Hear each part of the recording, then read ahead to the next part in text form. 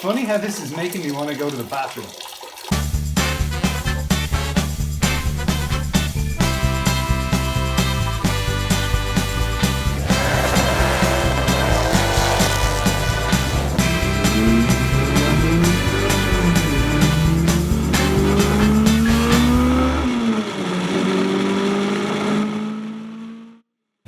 Welcome to episode 4 of my Delorean restoration. This week I have got to fix a coolant leak. Now I had a quick look at it and it looks like it's only a radiator cap. So that's an easy enough fix, but fooled you because there's no such thing as an easy fix on an old car. However, I'm gonna swap or drain all the old coolant out and put some fresh stuff in. And why would I do that? First reason, coolant loses its cooling properties the longer it sits in your engine. So I want to get the good stuff in there because Deloreans are notorious for overheating.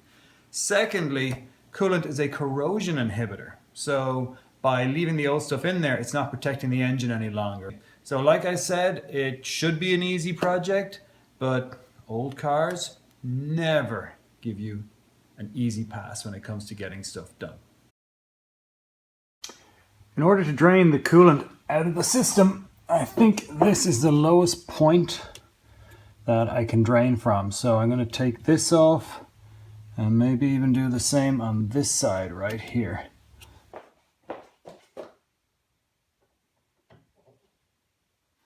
I think I'll just let that drain slowly for a few minutes. Much neater than having it gush all over the floor. Now I'm at the front of the car and I have taken off the hose going from the radiator to the back. So just right there you can just see the two separated pipes, and the pipe that came off, I kind of wrecked it, so that will definitely need to be replaced.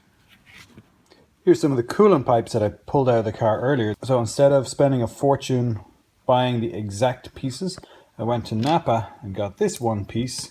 Just use the inside diameter, and if you look, pretty much lines up where I can cut it into 3 pieces, and I've got the 3 pieces I need. For those of you that need to know, it's this part number here, 8869. So, quick summary so far. As much coolant drained out of the car as possible through these pipes. Also disconnected the radiator at the front, got about 2.5 gallons out. I do not have a tool which I need to drain the engine blocks, so I have that organized. I'll have it tonight sometime. Meanwhile, what I'll do is connect everything up, make sure all the leaks are gone, I hope. I'll do that by running some new fresh coolant through the system, and then once I get the tool, drain everything again one more time and refill it up, and hopefully that will be it done. I have my new drain plug socket, so now to get this drain plug out, hopefully it won't be too tough. Okay, this is a new situation. Here's the drain plug. There's the engine block, so they're not together, but there's no coolant coming out. So when I look in there, I'm getting a couple of drops, but I think it's so full of dirt and just gummed up that the actual hole is blocked. So now I'm going to start poking it basically with a stick and getting dripped on. Hopefully that will open it up and get the coolant out.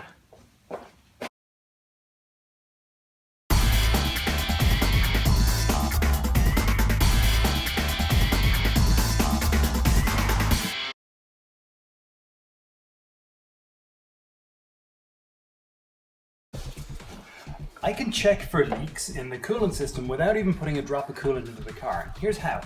This little piece of equipment costs about $70 or $80. I know it's expensive, but it's worth it.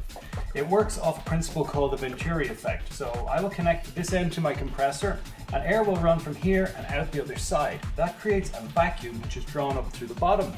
This piece, the conical piece, sits in the catch tank of the car and draws a vacuum out of the air system, or out of the coolant system, and I can see the vacuum using this gauge.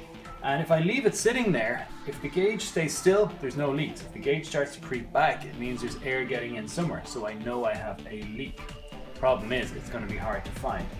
One of the other cool pieces is I will have the other end of this hose and a bucket of nice fresh coolant, and when I open the tap, the vacuum in the system will automatically draw that coolant into the car and fill it up without any air pockets, so that I don't have to worry about any air lock. Now, part of the problem I have with this cone is perfectly conical, and the catch tank neck on the Delorean is not. There's some little pieces of weld or metal sticking in.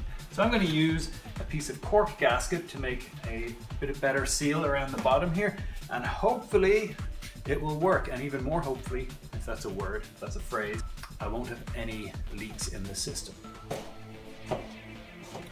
Got my little homemade gasket here, and I'm going to put that into the neck of the catch tank and form a better seal.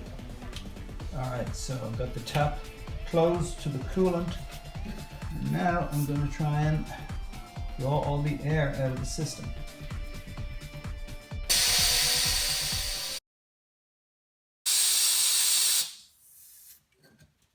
Okay, it's holding at 15 psi.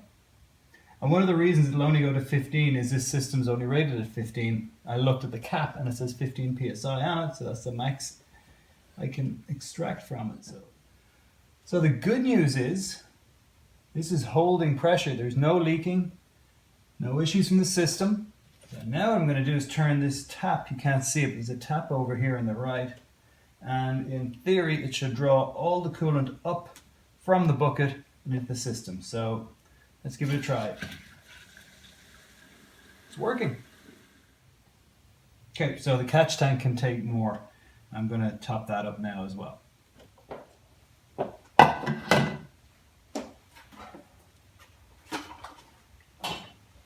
Using a bucket's a bit agricultural, but that's all I've got.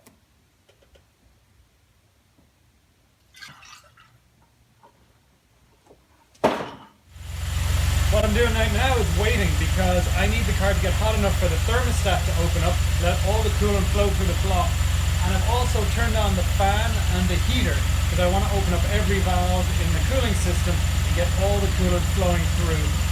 That's the best way I'm going to find out if there's any issues or any leaks whatsoever. So the car has warmed up a little bit, but I've noticed that I'm not feeling any heat coming through the pipe. So what I'm going to do is disconnect one or two of the pipes at the top here.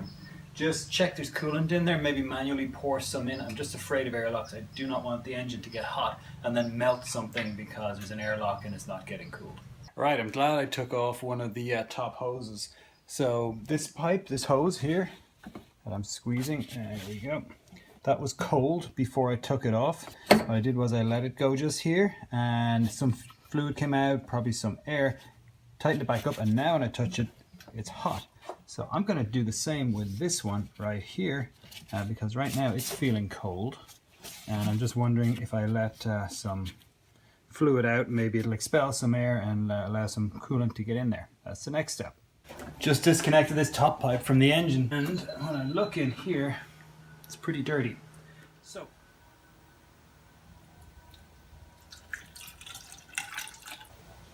okay. So what's happened is, as I poured it in here, it started running out of the engine block. Nothing to worry about here. All's good. I'm going to connect it again. I'm calling that a success. I have checked all the pipes, every one I have access to, and I can feel a lot of heat through each of them, even the ones up the front of the radiator, so that tells me that the thermostat opened and let the coolant fluid flow through the system. So that's all good. Next steps. Now that we've done this, now I've got it, I am going to drain all the coolant out that's in the car and put fresh stuff in. I'm effectively treating what's in there as a flush. I want to make sure I get the correct mixture of 50-50 distilled water and coolant into the system, and then it's done. I can forget about it. Don't have to worry about it for another few years. So overall, still very happy. It's been a few days since I did the original coolant change, and I came out this morning to start working on everything else and looked under the car and found this, a fresh puddle of coolant. I got in there, turns out it was the radiator cap. It was leaking from the cap. So here it is. I took the cap off. Luckily, a socket, 13/16 socket, fits it exactly. Unluckily, you can't get a 13/16 socket in there. There's not enough space. So I use a vice grip to grab it and turn it and get it off. Inside the cap all looks good. I think it's a case of just not being on tight enough. So I'm going to go do my last coolant flush now, get it done with, put the cap on properly, and hopefully no more coolant leaks. Alright, so what I got done so far is really just drain the coolant and replace some rubber hoses. Now, the rubber hoses that were in the car, the ones I took out, they weren't that bad, and I looked at the rest, they're not in bad condition either. I may replace all of them over time, but for the moment I want to get the car running. Next thing I have to do is the front bumper. I have it being returned from being painted, and I've also got some parts on the way to help me put the whole lot back together. But the big job, and the one I'd like to tackle next, is going to be the brakes. I think I may need a new brake master cylinder, so I'm going to order one and pull the old one out, and hopefully it will be an easy enough job.